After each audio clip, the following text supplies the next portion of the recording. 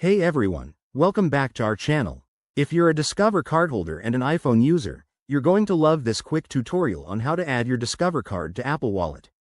It's a game changer for making fast, secure payments with just a tap. Whether you're shopping online or grabbing coffee, having your card in Wallet makes life so much easier. Let's dive right in and get you set up in no time. First things first, make sure your iPhone is running the latest iOS version and that you have the Wallet app ready.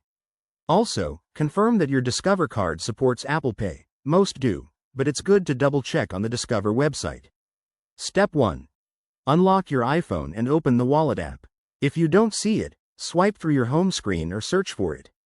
Step 2. Once inside, look for the plus icon in the upper right corner and tap it.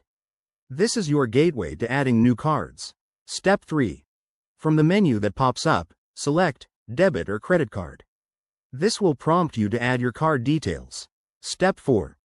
Now, you can either scan your Discover card using your iPhone's camera or manually enter the card number, expiration date, and CVV. If scanning, just hold your card up to the camera. It's super straightforward. Step 5. After entering the info, Apple will send the details to Discover for verification. You might receive a text message or email with a code to confirm. Go ahead and enter that when prompted. Step 6. Once verified, your card will appear in the Wallet app. You can now use it for Apple Pay at supported stores, online, or in apps. If you hit any snags, like an error message, ensure your Discover card is eligible and that you have a stable internet connection.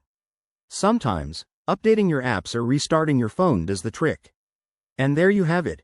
Your Discover card is now in Apple Wallet, ready for action. This simple process can save you time and hassle every day. If you enjoyed this guide, hit that like button, subscribe for more tech tips, and drop a comment if you have questions.